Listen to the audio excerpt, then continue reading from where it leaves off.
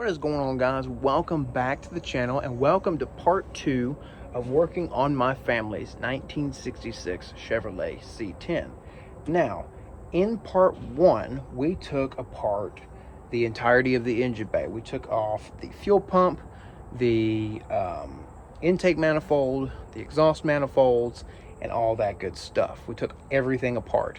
If you guys haven't seen part 1, I'll link it up top somewhere, and I'll link it down in the description box below. Now, today is August 6th.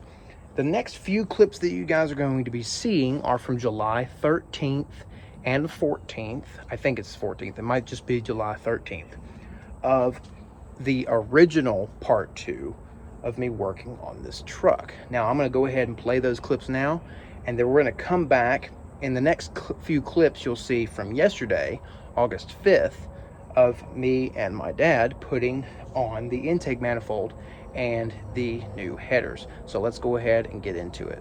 All right, so we're picking up right where we left off from part 1. So I still have my front headers mounted up just as a test fitment for now. So what I learned is your clutch linkage here is meant to be removed, and sometimes you do have to remove a few things just to get these things to fit, mainly your exhaust manifolds to fit, and then you can reinstall your stuff afterwards. So what we plan on doing is removing the clutch linkage from the block and from the frame here. So we're just going to move this out of the way for temporarily, and then we're going to install our rear exhaust manifold. Now, as you guys can see here in front of me, this is the exhaust manifold that goes on the back side of the block. And right here where the bend is, and as you guys can see, this was my directions of where I was going to bend it, but I don't need to do that. Right where this bend is right where apparently the shift or the clutch linkage, I don't know why I keep calling it the shift linkage, but the clutch linkage fits through. It's either, now I've watched a video on it of a guy, I don't remember the video, but I watched a video on it and he said that it fits either in between here or right here, or it goes around these two here. I don't exactly remember, but he said in the video that it does fit. So right now my goal is we're going to take off the shift linkage, and then we're going to prepare our surfaces where the exhaust manifold goes on the block, just like scrape any, I don't even know if they had gasket maker back in the day, excuse me, but we're just going to clean up the surfaces of where the exhaust manifolds go. And then we're going to install both of our exhaust manifolds just temporarily as a test fit and see if we do need to grind down anywhere to make our exhaust and intake manifolds fit together, and we can go from there. So we'll see you guys here in a bit. All right, guys, so I went ahead and removed the bracket here for the clutch linkage, and I'm just setting that aside. And so one of the things that I noticed when I was going to put this manifold in, which goes on the rear, is that if I put this in here right now, I won't be able to get it back out. And so what that means is what we're going to do is we're going to clean up our gasket surfaces and remove the front manifold that I've got in here already. And I've got to do some grinding on the manifold in order for the intake manifold to fit onto the block. So, and I'll go ahead and show you guys what I'm talking about here in a second. But we're going to go ahead and install these headers, or the exhaust manifolds. I keep calling them both. It's the same thing. We're going to go ahead and install them onto the truck with the gasket and everything, so we don't have to keep pulling them back out and everything like that. So we're going to go ahead and do everything right now and get them installed. And real quick before I get started on that, what I'm gonna have to grind down is this part right here. It's not allowing the intake manifold to be flush with this part here. So I'm gonna have to grind this down a good bit here, And then on this side here, on this flange, if you guys can see, but right underneath there is the bolt hole for that manifold. So what we're gonna have to do is I'm gonna have to grind this out right here in order for me to get a bolt hole in there. This hole right here does not line up with this right here. It's gonna be cockeyed if it does. So what I'm gonna do is I'm gonna go ahead and take my time and grind this part down alongside this part right here, and we can go ahead and get these suckers installed.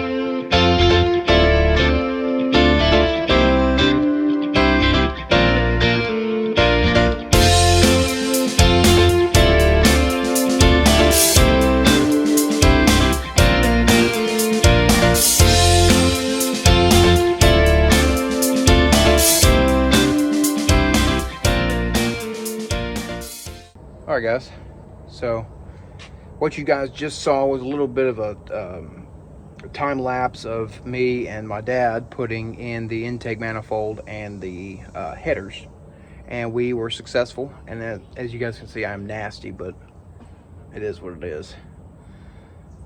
That was a lot. It was a fight to do that, but we got it in, and the everything is tightened down and everything. I'm gonna have to come back in after it's after the gasket maker is set and dry and put these on there. I've got a few more of these little, not the screws, but those things, yes, those things, on some of the bolt holes. But other than that, it's good. And I'm gonna turn the camera around and show you guys real quick. So yeah, as you guys can see, headers and the intake manifold are in. They are covered in gasket maker, not gasket maker, but gaskets, whatever gasket stuff I used for the intake manifolds and the exhaust manifolds. But yep, she's in with the new gasket, and yep, now we get to move on to our next step. So I'm going to take a break and I'll be right back. All right, guys, so now that you're all caught up to this very moment, we are going to go ahead and continue working on the headers and the intake manifold. And let me go ahead and show you guys what I need to do next. All right, so what we need to do is we need to replace a few of these bolts. As you guys can see, there's a few of them that are not in, and that's for good reason. We need to add a few of these little things onto some of the bolts. Example is this one here and this one here. So I'm gonna add those metal brackets onto the bolts. I'm going to tighten them down to the spec of everything here, and then clean up our intake manifold and our headers, and we'll be right back. All right, guys, so I got the intake manifold and the headers cleaned up to the best of my ability. Alongside the header bolts and the intake manifold, bolts are bolted down and torqued to spec. They're about 35 foot-pounds, 35 to 40 foot-pounds is what I was told. So guys, let's go ahead and move on to the next step of this piecing this back together, and I'll show you guys what we're going to do next. So as you guys can see, it is cleaned up a lot better, and our next thing that we're going to be doing is dealing with these hoses. Now, I don't really have my fitting here yet for the brake booster hose, which is going to go on the back of the intake right here. I'm also going to plug this one because we're not going to be using the hose for the PCV valve. Instead, I'm going to be replacing it with a PCV breather, and this just allows the fumes to evacuate better from the engine, and it allows less buildup of oil on your valves and everything like that. So let's go ahead and install this now.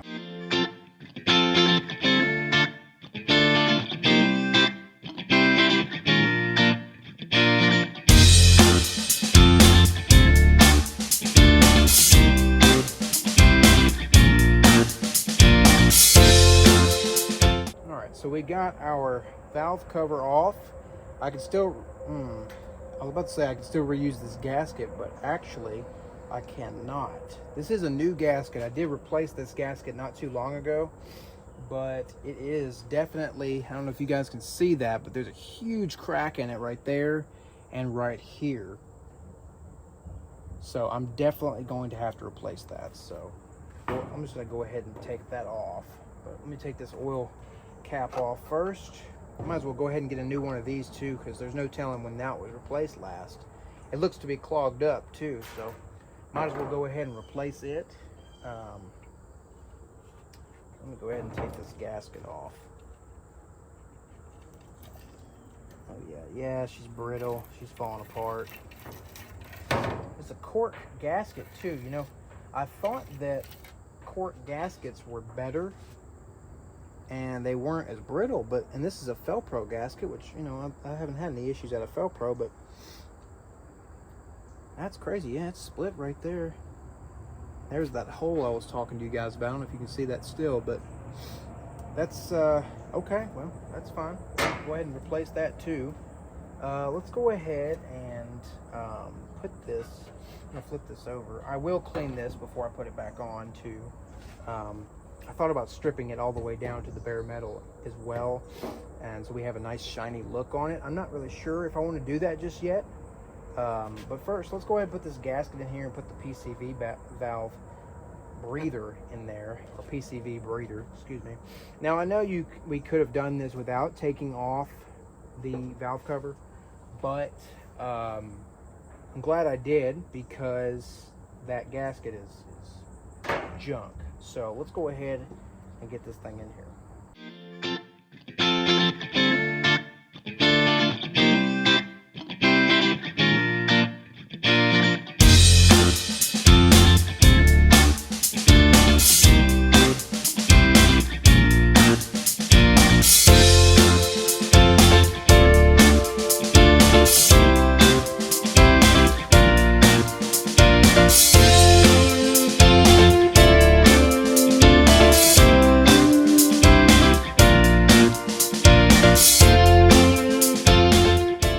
So in the middle of working on getting the PCV breather onto the valve cover, I discovered something, and that was that the gasket that they gave me right here is too thick for this valve cover. So, and this is the original here, and you can see in comparison that how thick they are, how thick this one is and how thin this one is.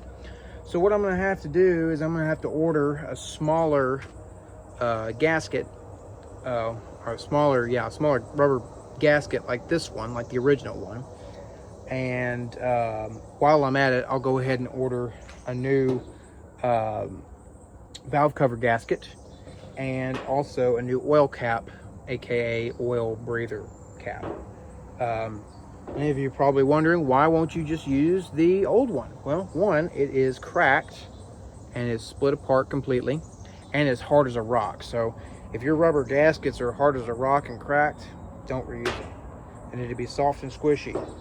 So I'm gonna go ahead and go inside and order those parts, and we'll see you guys when those parts come in. All right, guys, so it has been exactly a week since that last clip, and I finally got my parts in from LMC Truck. So what we've got here is we've got a few little so the rubber gaskets for the oil filler cap and the PCV breather, and then there's a fitting in there to close off one of the holes on the intake manifold.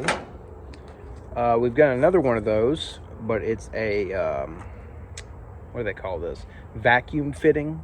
So this goes to the intake manifold, and this is for that brake booster line. Hopefully it works.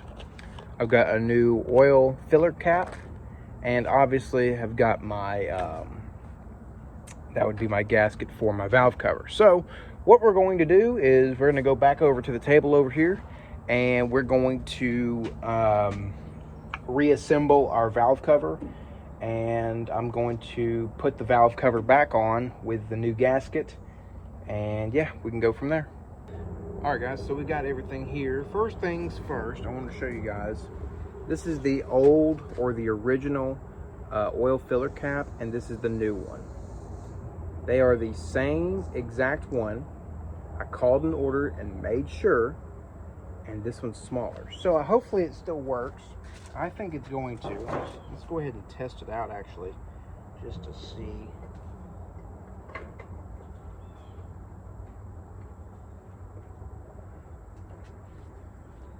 Oh, well, it went on there perfectly fine. It's even, it's straight. The gasket looks like it just needs to be re-flattened out, maybe. I don't know. The gasket needs to be reworked a little bit, but other than that, it works. So I guess that's a W.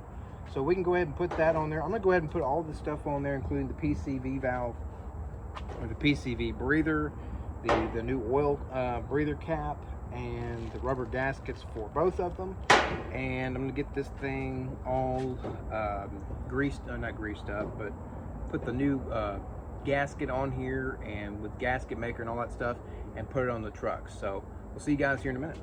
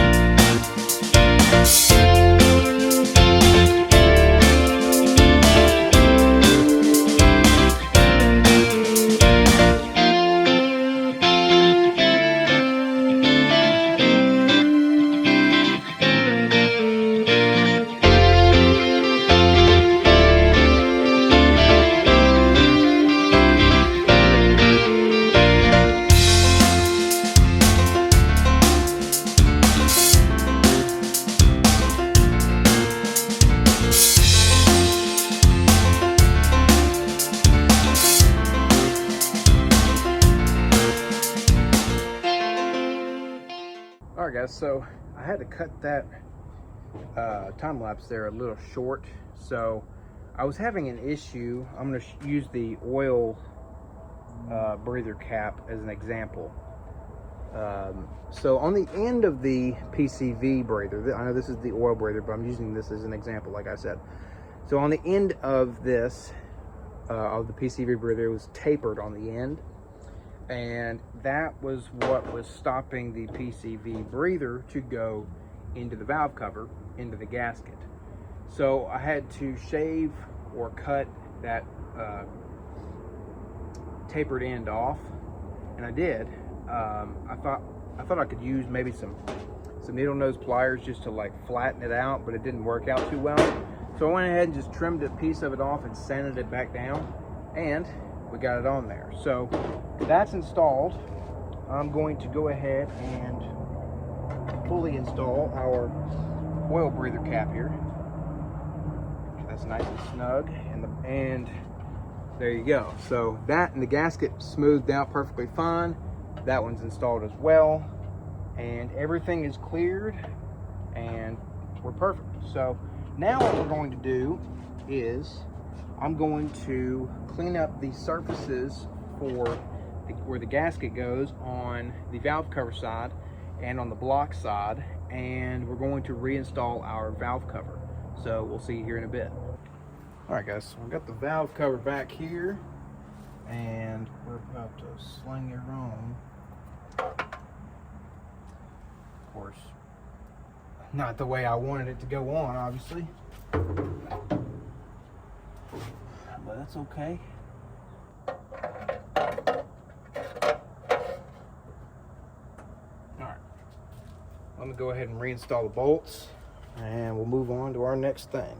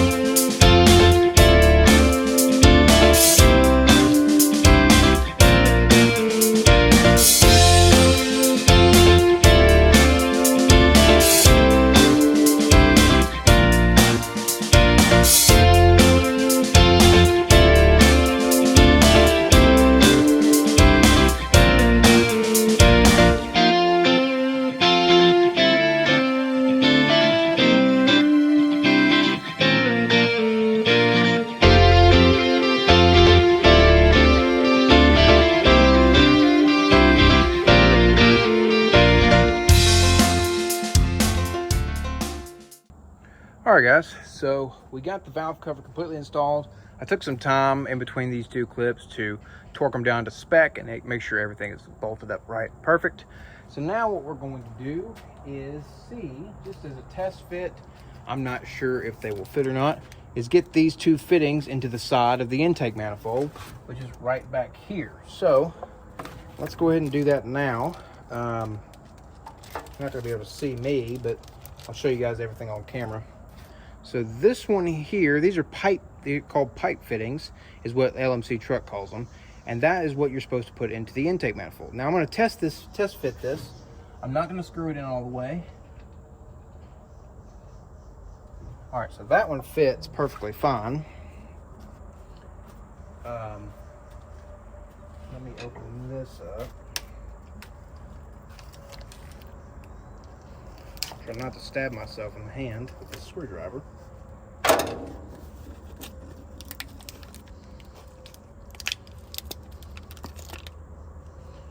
Okay, let's see if this, so this fitting here fits on the backmost fitting, and then this one won't fit the front, but it will also fit the back. I think it will also fit, yeah, it also fits the back as well. So let me just double check here what's going to work and what's not. Okay.